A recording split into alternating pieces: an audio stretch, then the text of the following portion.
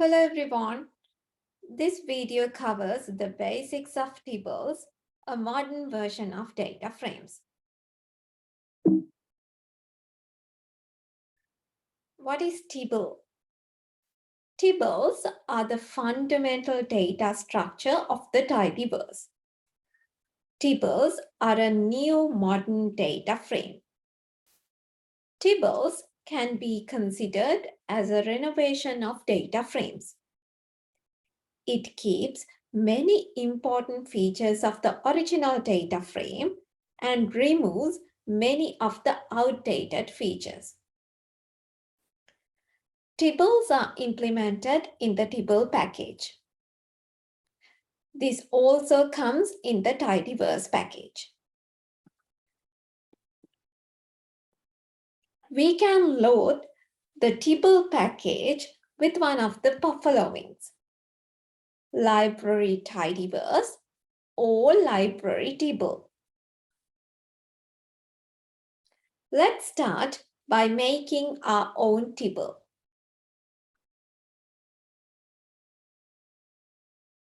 We use the tibble function to create a tibble. This is very similar to the way that we have created data frames. Instead of the function data.frames, now we use the function tibble. Each column of the data set is entered as a vector.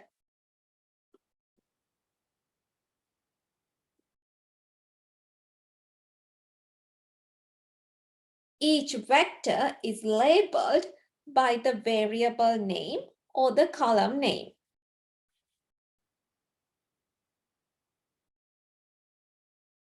All vectors need to have the same length. Each vector is of a single data type: numeric, character, logical, or a categorical factor. Consecutive vectors are separated by commas, but there is no comma after the final vector.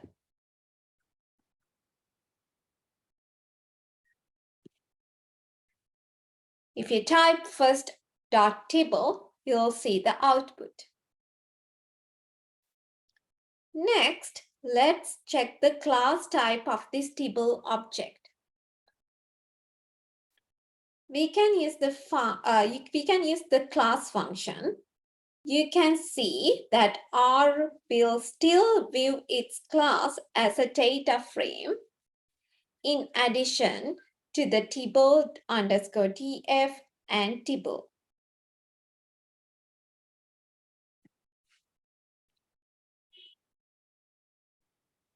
It is possible to convert between tibbles and data frames. To convert a data frame to a tibble, we simply use as_tibble. This works similar to as.data.frame. In this example, we convert the Irish data set into a tibble.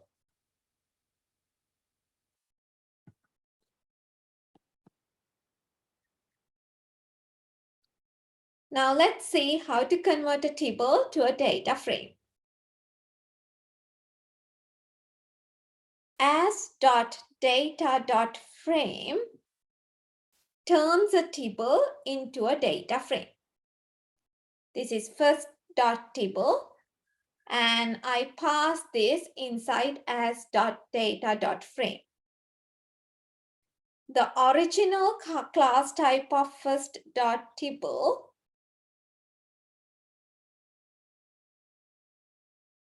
are tibble_tf, tibble, and data frame. When you convert a tibble into a data frame, the class type is data frame.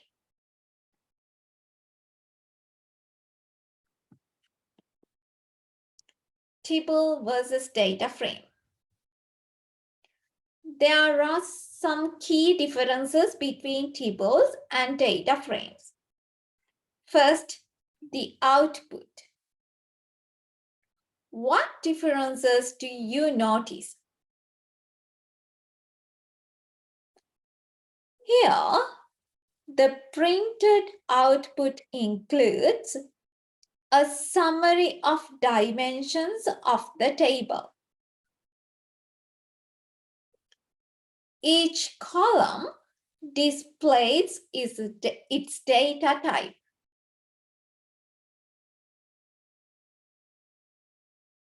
This is a nice feature borrowed from stir function. Tibbles only print the first 10 rows. You will not accidentally print too much. This makes it much easier to work with large data sets. Data frames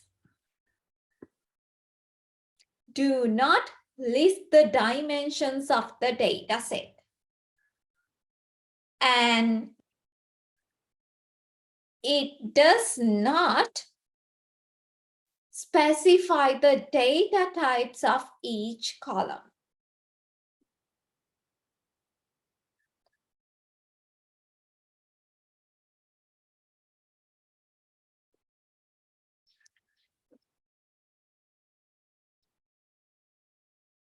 You can create new variables that are functions of existing variables. Here, we have entered the data for the variables height and weight. Then, based on those two variables, we have created a new variable called BMI.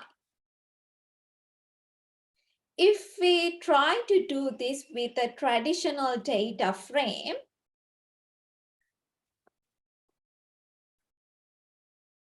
we get an error message.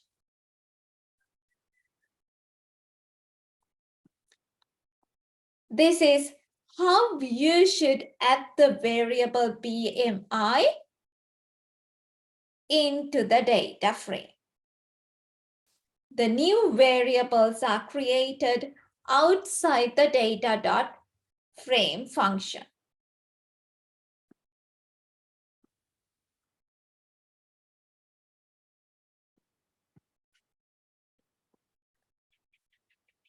Next, naming variables. A tibble can have non-standard variable names. For instance, in contrast to data frames, the variable names in tibbles can start with a number or contain space. In such situations, the variable names need to be enclosed in backticks.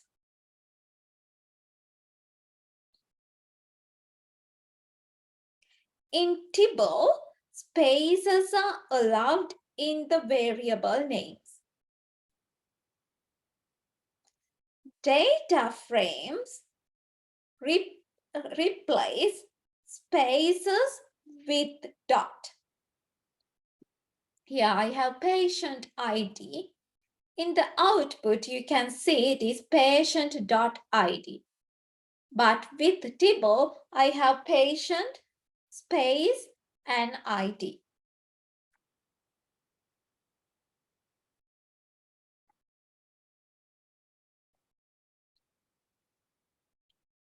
In contrast to data frames, the variable names in tibbles can start with a number. Here, the variable name is 1var. If you try to do this with traditional data frame, it will change the name by putting the letter X in front of the variable name. Here I have x1 var.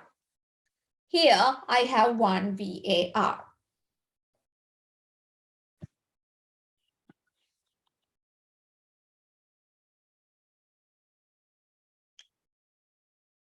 A tibble can have columns that are lists like this.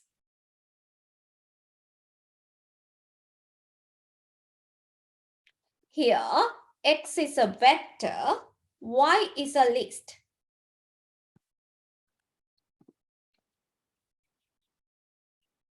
We can see that y is displayed as a list.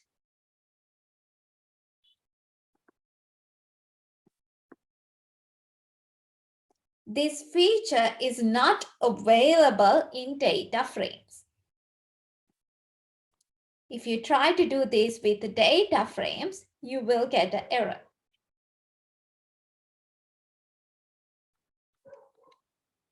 If you try to do this with data frames, you will get an error.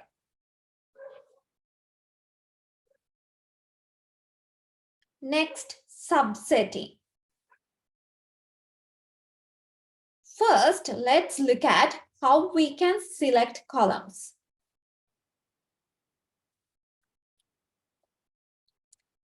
If you want to pull out a single variable, you can use the same functions you have used for subsetting or indexing data frames. For example, square brackets as shown here. You can extract the variable by name or position. In this example, we use the name. You can also use the dollar to extract variables by names.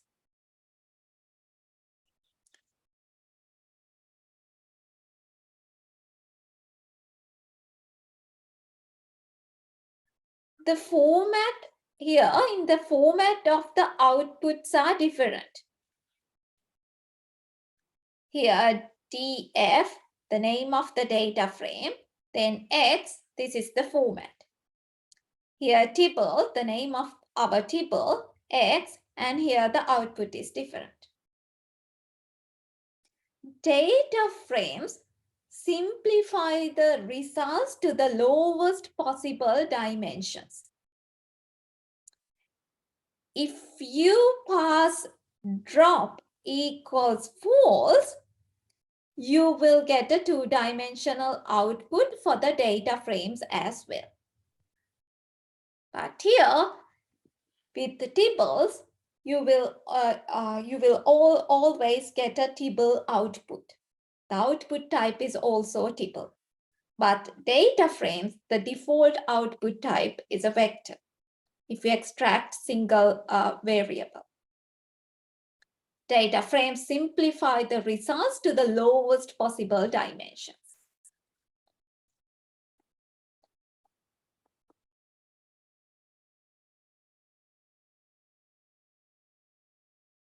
If you want to simplify the tibble output to the lowest possible dimension, you can pass drop equals true. Or else, first, you can convert the tibble into a data frame and then do the subsetting.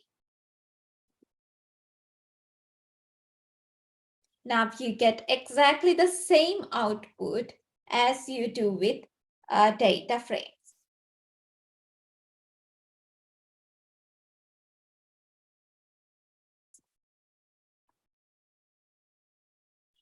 Now let's see how to extract specific rows of a tibble.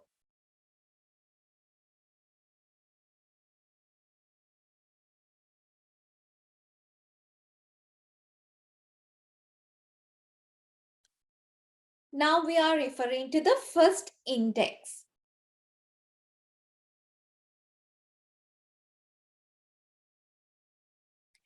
The value of the first variable that is x, for the first observation is 1. The value of the second variable is y, z, for the first observation is 10.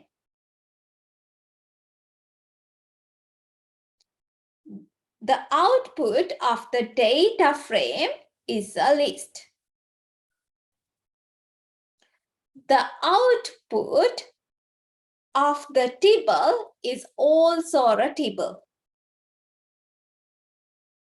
If you want to convert it into a list, use the function as .list.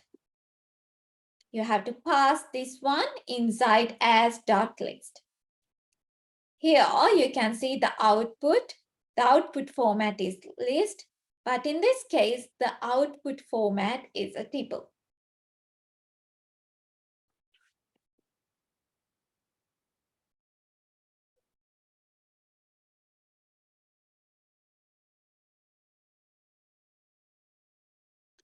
If we go to the df data frame, here I have two variables. One variable is x, the other variable is y, z. If you go to the tibble, the name of the tibble is tbl. I have two variables. First variable name is x and the second variable name is yz. Same as my data frame df.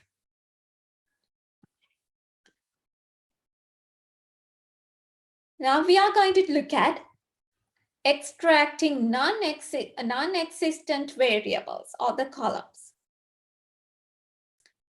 Tibbles are strict about subsetting. If you try to access a variable that does not exist, you will get an error. For example, in the tibble tbl, I have two variables x and yz. If you try to extract the variable y, you will get the output as null. Here again, the output is null. Here again, the output is null. Because my variable names are x and yz. There is no variable called y.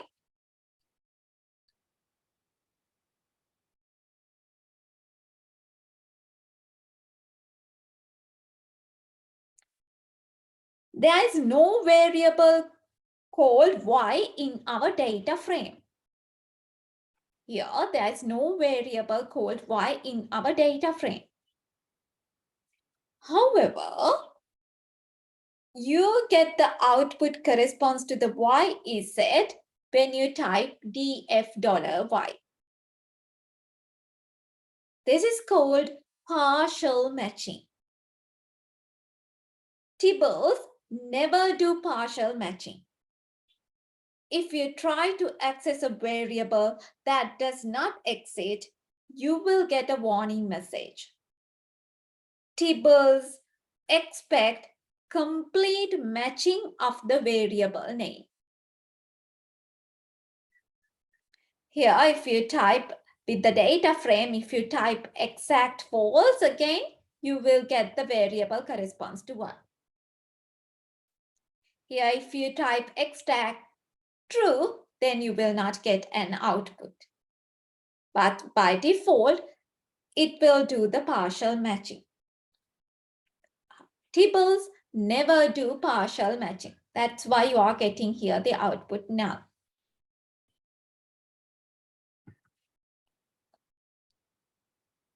As always, we can apply some standard functions for inspecting data frames and tibbles.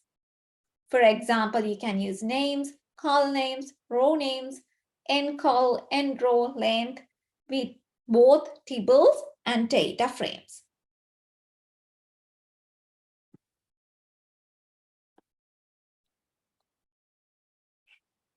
Here names TB, here the name is A, and here the name in this is data frame. Here again we have the name A.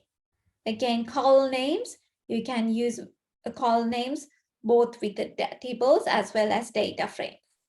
Next one, row names, here row names. Next one, number of rows, number of columns, and the length. Again, number of rows, number of columns, and the length of the data frame.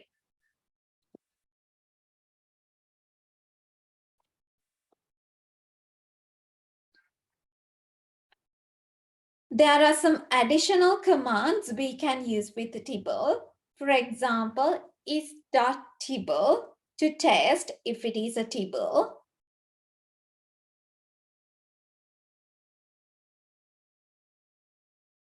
Or else you can use is_tibble to test if it is a tibble. Is.tibble is deprecated as of tibble 2.00. So please use is_tibble instead of is.tibble.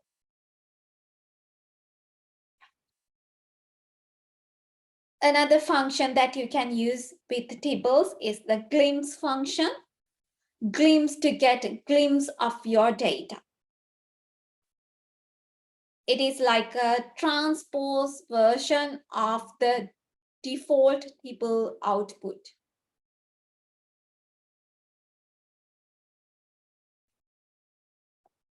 Now you can complete exercise 10.5 in R for Data Science by Hadley Wickham. Thanks for listening.